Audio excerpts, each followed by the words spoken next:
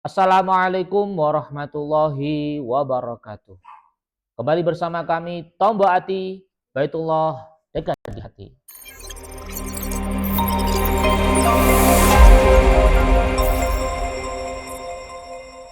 Bismillah, walhamdulillah, wassalatu ala rasulillah Muhammad ibni Abdillah, amma ba'd. Kembali bersama saya ngobras umroh haji bersama Fahrul Razi. Kali ini kita ketemu akan membahas kupas tuntas secara tuntas mengenai manasik umroh dan haji. Walaupun nanti di dalam video mungkin keterangannya banyak umrohnya karena nanti akan ada video sendiri tentang mengenai haji. Oke, mari kita mulai dengan satu keterangan dari kitab Al-Idah fi Manasikil Haji wal Umrah mengatakan bahwa al-umratu fardun 'alal mustati'i kal haji. Hadza huwal madhhabus sahih min qauli Syafi'i rahimahullahu taala wa huwa nasuhu kutubihi al-jadidah.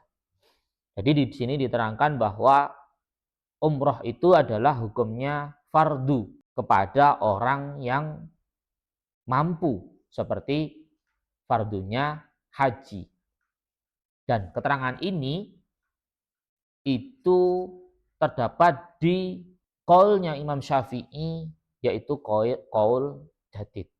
Nah, maka sebenarnya orang-orang mukmin, orang muslim yang wajib untuk umroh, yang fardu untuk umroh adalah ketika mereka sudah mampu untuk umroh. Lalu saya memilih daftar haji dulu atau umroh dulu.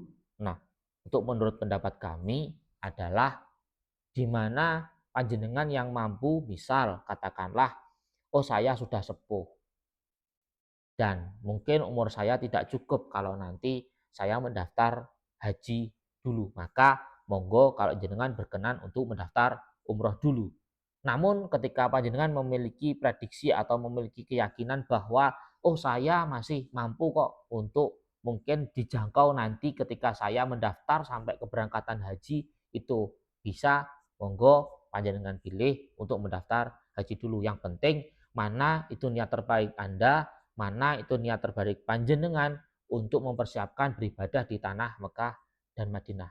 Lalu apa saja sih yang perlu kita siapkan ketika kita berangkat umroh maupun haji? Nah, ini ada persiapan-persiapan yang harus dipersiapkan tentunya. Yang pertama, apa sih yang harus benar-benar saya siapkan? Yang pertama paling penting adalah tentang niat. Nah, niat ini bisa diartikan hukmiyah, bisa diartikan harfiah. Nah, apa sih hukmiyah itu? Kalau berkaitan dengan niat hukmiyah, pasti berkaitan dengan fikih. Contoh, nanti panjenengan niat di mikot itu merupakan sebagai rukun kalau untuk umroh. Kalau untuk haji, niat ini dibagi menjadi dua. Niat dengan menggunakan ihram itu adalah menjadi rukun. Namun niat di tempat mikot itu merupakan wajib haji. Seperti itu. Jadi ada perbedaan antara umroh dan haji. Lalu niat harfiah itu apa yang perlu dipersiapkan? Nah, ini yang paling penting. Apa itu? Niat harfiah, yaitu niat diri kita. Ya, niat diri kita, niat hati kita, niat kesiapan kita. Kita harus benar-benar siap. Kita ngapain sih di Mekah Madinah? Tujuan kita apa sih di Mekah Madinah? Nah, itu yang perlu kita bahas lebih lanjut dan seterusnya. Nah, niat kita untuk pergi ke Mekah Madinah ini harus benar-benar satu. Tidak ada niat yang lain. Apa itu? Yaitu niat beribadah kepada Allah dan niat untuk memenuhi undangan Rasulullah. Hanya itu. Karena apa? Ini tidak terjadi kepada diri saya sendiri, bahkan cerita jamaah-jamaah yang lain. Ketika niat kita berubah 1% pun, walaupun hanya 0, bahkan kurang dari 1%, 0,1%, itu bisa-bisa nanti di Mekah Madinah tidak sesuai dengan apa yang kita harapkan. Seperti itu. Jadi untuk jamaah umroh, mari kita sama-sama menyatukan niat kita, meluruskan niat kita pergi ke Mekah Madinah, hanya satu untuk mencari ridho Allah, untuk beribadah kepada Allah. Kalau niat, oh saya pengen mencium Hajar Aswad, saya pengen mencium Kiswah, oh saya pengen pergi ke Jabal Sur, Jabal Rahmah dan yang lain-lain, itu diniatkan bonus. Artinya ketika niat utama kita sudah tercapai, yaitu beribadah di Mekah dan Madinah, insya Allah semuanya itu dapat. Namun ketika panjenengan niatnya itu sudah berbeda, artinya saya pengen pergi ke Mekah, pengen pokoknya mencium Hajar Aswad. Nah, itu nanti bisa saja terjadi di sana, apapun bisa terjadi. Wallahu a'lam, tidak ada yang tahu karena banyak sekali cerita jamaah ketika niat mereka melenceng, artinya tidak satu, ada yang niatnya, oh saya pengen beli ini itu, beli itu. Ya di sana belanja aja. Ke masjid tidak terlalu tekun, ya ketika ada masih di hotel, nggak segera berangkat ke masjid, ketika di masjid juga kebingungan, pengennya yang mencari yang dekat dengan pengimaman, dekat dengan Ka'bah, ya terus habis dari masjid, nopo nggak zikiran, nggak beribadah yang lain seperti baca Quran dan lain-lain, tidak, pokoknya pikirannya aku mari sholat, saya habis sholat harus belanja ini itu. Jadi ketika Allahu Akbar pun sudah planning itu. Nah, sudah planning. Oh, saya nanti pulang beli baju, beli minyak oil dan lain-lain. Nah, itu salah satu makanya kenapa kita harus benar-benar meluruskan niat kita yaitu untuk mencari ridho Allah dan Rasulullah. Nah, yang kedua adalah tentunya niat kita pergi ke Mekah dan Madinah adalah memenuhi undangan Allah, memenuhi undangan Rasulullah. Karena panjenengan saya yakin seluruh jamaah umroh, seluruh jamaah haji di belahan dunia manapun, kalau tidak diundang oleh Rasulullah, tidak diundang oleh Allah untuk sowan ke Mekah, maka tidak akan bisa pergi ke Mekah dan Madinah. Dan kita harus yakin itu. Maka niat yang kedua kita mendatangi Mekah Madinah adalah untuk memenuhi undangan Allah, untuk memenuhi undangan Rasulullah. Makanya kenapa sering jamaah umroh dan haji ini disebut duyufur rahman. Karena itu artinya tamunya Allah. Seperti itu. Nah, lalu ketika kita menjadi tamu Allah ini, apa sih yang harus kita perbanyak? Ya, apa sih harus yang kita persiapkan menjadi tamunya Allah? Nah, maka saya menyarankan adalah ketika kita menjadi tamu Allah, maka kita harus memperbanyak istighfar. Ya, istighfar. Istighfar apapun itu kalimatnya, monggo. Mungkin yang terpendek, Astaghfirullahaladzim, Astaghfirullahaladzim. Seperti itu yang terpendek.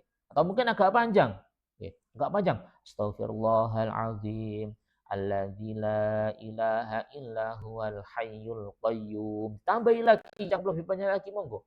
Yang penting panjenengan dan jamaah umroh rahimakumullah semua adalah memperbanyak istighfar ketika kita menjadi tamunya Allah. Nih yang biasanya mungkin per hari hanya istighfar ketika ba'da sholat. Misal ba'da sholat itu kita hitung ya, ba'da sholat itu 3 istighfar atau mungkin lebih, katakanlah 11 istighfar lah. Setiap habis sholat fardu 11 istighfar. Kita sholat fardu 5 kali dalam sehari. Maka 11 kali 5 adalah 55. Nah, bagi jamaah umroh yang biasanya setiap hari hanya istighfar 55 kali, ayolah kita tambah.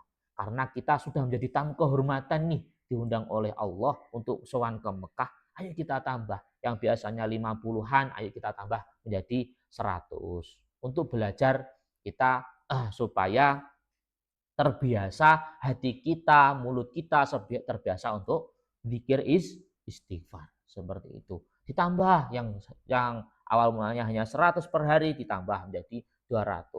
Yang asalnya 200 menjadi 300 dan seterusnya sampai sebanyak-banyak mungkin. Ya, mungkin ada saya setiap hari 1000 kok. Tetap harus ketika panjenengan menjadi tamunya Allah harus dicoba untuk memperbanyak istighfar.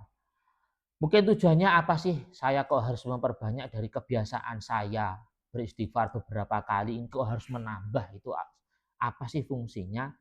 Yang terutama adalah untuk membiasakan lidah kita, untuk membiasakan mulut kita, untuk membiasakan hati kita berzikir kepada Allah, lebih-lebih adalah mengucapkan istighfar seperti itu. Karena apa Bapak Ibu jamaah rahimakumullah? Karena ketika kita di Mekah dan Madinah itu adalah eh, ketika kita di Mekah dan Madinah terjadinya suatu hal-hal yang tidak kita prediksi atau bahkan yang tidak diprediksi oleh travel perjalanan umroh panjenengan yang jenengan ikuti, itu bisa saja terjadi.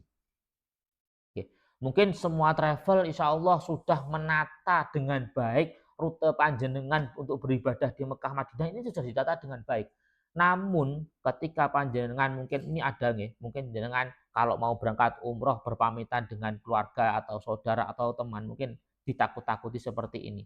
Ah, kok kamu berangkat umroh, dosamu akeh, dosa kamu masih banyak dan lain-lain. Kalau ning kono dibalas bagaimana? Nanti kalau di sana dibalas bagaimana? Nah, itu.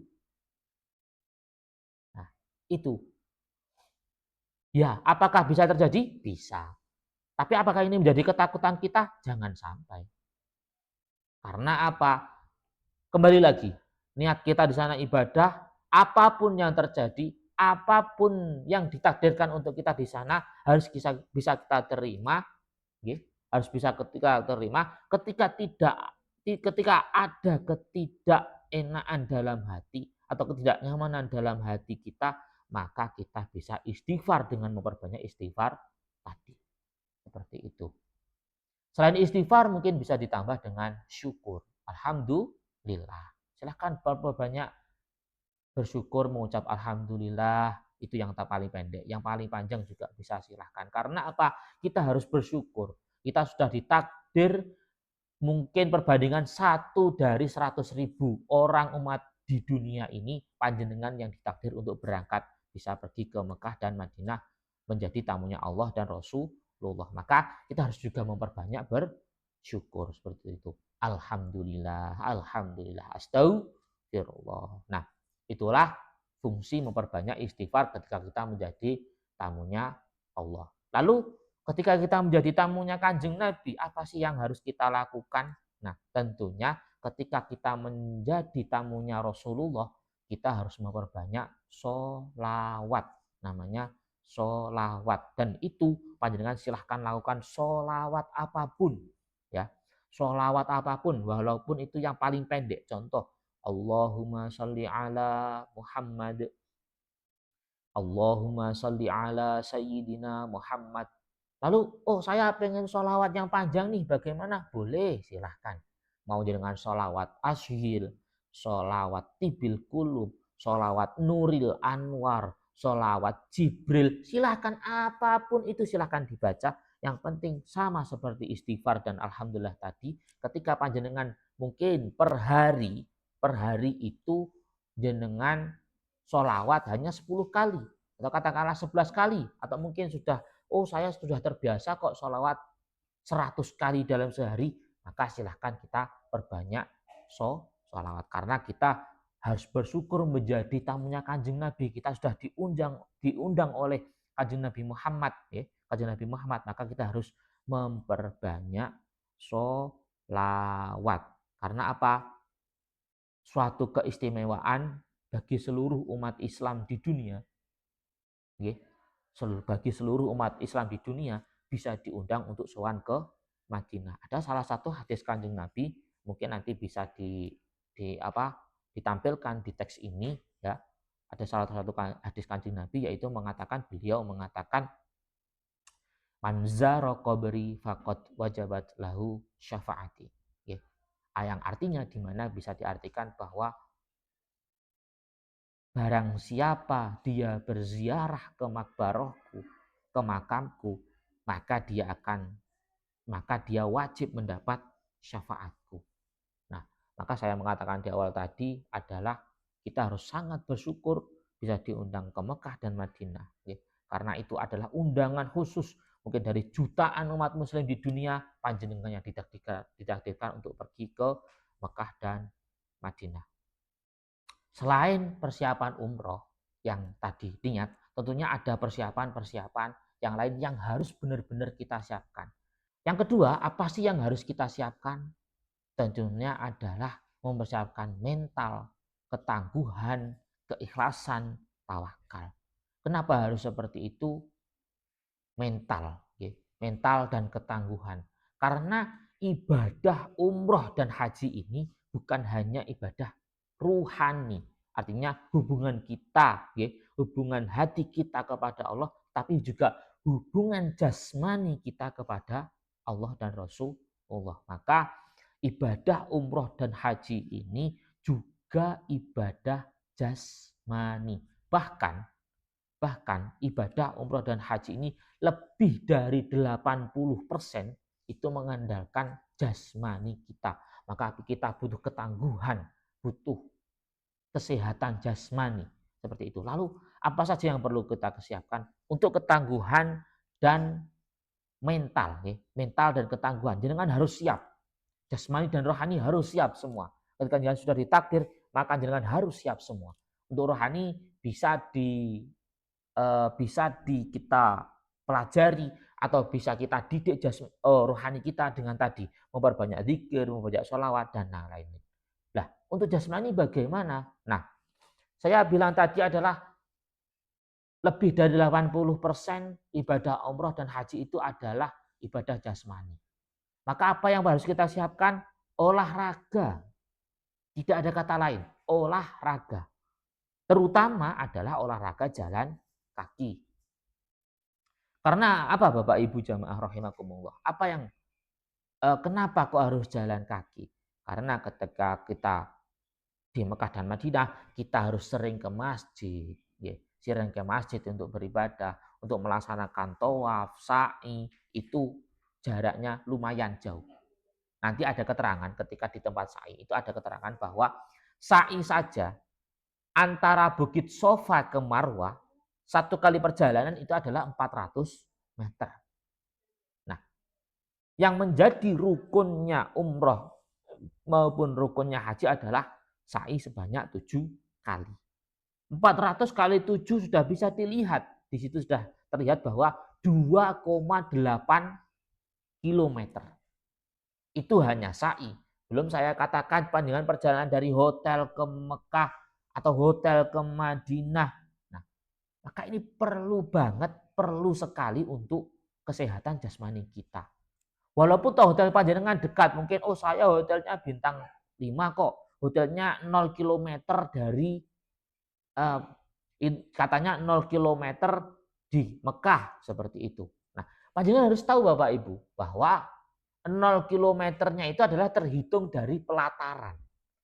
Ketika panjenengan pengen sholat di depan Ka'bah, maka jenengan harus jalan kaki setidaknya itu adalah 500 meter. Silahkan nanti bisa dicek. Nah, silahkan nanti bisa dicek dimanapun, di Google juga bisa, di Maps juga bisa, kurang lebih adalah 500 meter. Itu kalau jenengan tidak diputar-putar sama askar. Nah, kalau Pak jenengan mungkin, kebiasaan di Indonesia ini azan belum berangkat, iqomah belum berangkat. Kalau di Indonesia ini kan ada puji-pujian ya, puji-pujian ya. Habis azan, puji-pujian baru iqomah. Kebiasaan panjenengan di Indonesia, di tanah air, di rumah itu ketika azan, pujian, iqomah belum berangkat. Iqomah mau selesai baru berangkat di sana. Kalau panjenengan berangkat mepet-mepet, pasti sudah diputar-putar sama askar. Kalau jenengan sudah mepet, ngotot, pengen beribadah di dekat Ka'bah. Pasti diputar-putar. Nah, itu jaraknya bisa lebih dari 1 kilo kalau diputar-putar. Nah, maka kenapa saya bilang tadi bahwa ibadah umroh dan haji ini 80% lebih adalah ibadah jasmani. Maka butuh kesiapan jasmani kita. Ayo semuanya untuk mempersiapkan jasmani ini kita latih dengan jalan kaki. Mungkin diawali dari mungkin yang tidak terbiasa jalan kaki jauh. Awali dulu perjalanan dari 500 meter. Mungkin dari rumah jalan 500 meter, kembali lagi ke rumah. Nah ini kan sudah 1 kilo. Sudah lumayan lah.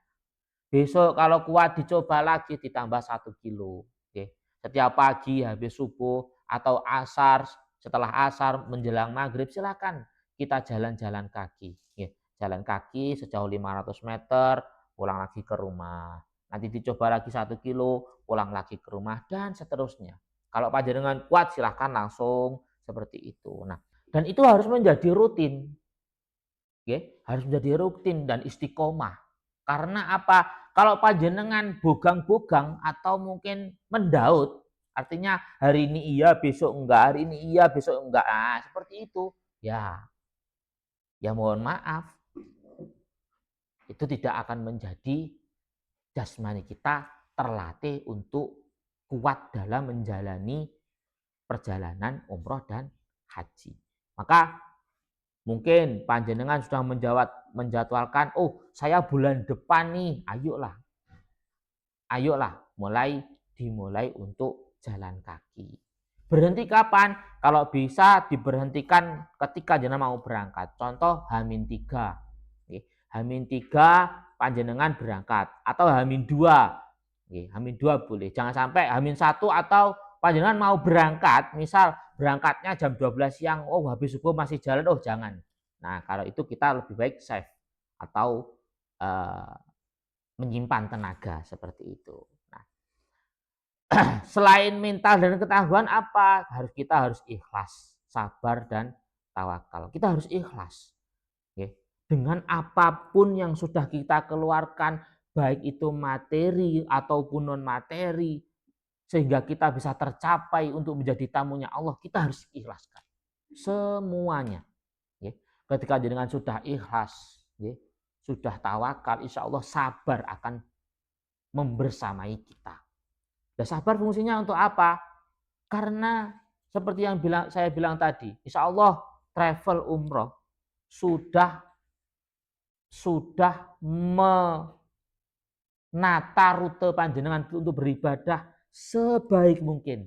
Tetapi setiap jamaah pasti punya cerita sendiri ketika beribadah di Mekah dan Madinah. Dan ini bisa terjadi kepada panjenengan semua. Maka ketika jenengan diselimuti dengan kesabaran, insya Allah ibadah menjadi nikmat. Diawali dengan syukur, alhamdulillah, dibarengi dengan astagfirullah, dan dibersamai dengan sabar. Insya Allah perjalanan umroh dan haji panjenengan ketika berangkat sampai pulang akan menjadikan tenang, nikmat, dan insya Allah panjenengan akan mendapatkan umrah dan haji yang makbulan mabruron indallah. Amin amin ya robbal alamin. Oke, kita lanjut. Oh maaf, saya lupa. Tadi ada ketangguhan dan mental. Lalu selain persiapan olahraga adalah yang perlu kita persiapkan adalah obat-obatan. Itu yang paling perlu. Karena apa?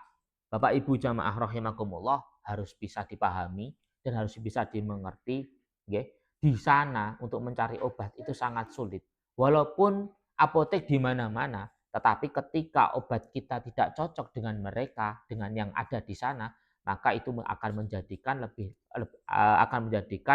kita tambah sakit. Karena apa Bapak Ibu jamaah rahimakumullah? Perlu kita ketahui bahwa dosis obat di Arab Saudi itu berbeda dengan dosis obat di Indonesia. Kita lihat saja postur tubuhnya saja sudah beda. Kita orangnya ya segini, kalau mereka ya segitu.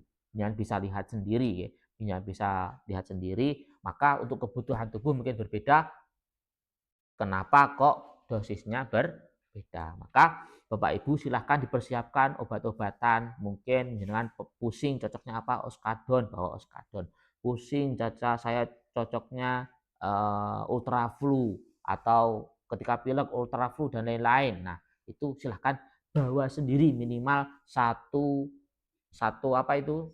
Kalau bahasa Jawa satu emplek. Nah, dibawa saja nggak apa-apa. Itu satu. Nah, terutama bawa obat apa sih Bapak Ibu? Terutama membawa obat flu, batuk, demam. Oke. Saya ingatkan sekali lagi bahwa obat pertama yang perlu dibawa adalah obat flu. Kenapa kok obat flu? Karena mungkin kondisi di Indonesia tidak sama dengan kondisi Indonesia. Artinya kondisi ini adalah cuaca dan suasana di sana tidak sama. walaupun itu panas atau dingin tidak akan sama. Maka biasanya jamaah yang dari Indonesia ini paling banyak adalah pilek, flu, okay? Flu. Habis itu batuk, okay? Batuk. Nah, kalau ini dua ini nggak akan segera diobati, maka yang ketiga akan muncul yaitu apa? Demam, panas. Yang mengakibatkan para jamaah ini istilahnya akhirnya malas untuk beribadah di Mekah dan Madinah. Itu yang akan terjadi. Nah, yang keempat, obat yang paling penting adalah obat pegelinu. Obat pegelinu atau obat nyeri sendi, kemeng-kemeng silahkan dibawa. Mau itu obat oles atau mungkin saya ada obat manjur nih yaitu minyak pijat urut, silahkan dibawa. Silahkan dibawa. Itu untuk jaga-jaga. Walaupun tadi saya sudah mengatakan di awal untuk olahraga, tapi untuk jaga-jaga, misalnya dengan nanti contoh kejelinu atau apa, dengan bawa minyak urut atau apa, bisa nih bersama teman-teman, sama teman-teman gantian, ayo saling pijet-pijetan atau gimana. Nah ini bisa. Setidaknya meredakan pegelinu panjenengan sehingga jenengan tetap bisa beribadah di Mekah dan Madinah. Seperti itu. Oke, saya lanjut. Yang ketiga, persiapan apa sih yang perlu kita siapkan? Yang ketiga adalah memohon doa restu kepada orang tua. Ini yang paling penting. Oke. Perlu kita sadari dan perlu kita pahami bahwa mungkin kita ditakdir untuk bisa pergi ke Mekah dan Madinah hari ini, itu adalah salah satu doa dari orang tua kita. Maka kenapa sangat penting sekali untuk memohon doa restu kepada orang tua. Nah, nanti diikuti setelah orang tua, sanak saudara, diikuti sanak saudara, habis itu keluarga, tetangga, dan seterusnya teman-teman seperti itu. Oh, tapi saya pengen umrohnya diam-diam bagaimana? Monggo, nggak apa-apa Bapak Ibu. Kalau panjenengan pengen umrohnya diam-diam, nggak diketahui tetangga, nggak diketahui teman-teman, nggak diketahui saudara, nggak apa-apa. Yang penting satu, harus tetap panjenengan untuk mohon doa restu kepada orang tua. Seperti itu. Oke, jadi seperti itu. Persiapan yang terakhir adalah mohon doa restu kepada orang tua. Lalu, bagaimana kalau orang tua saya sudah tidak ada? Sudah meninggal, sudah almarhum, bagaimana?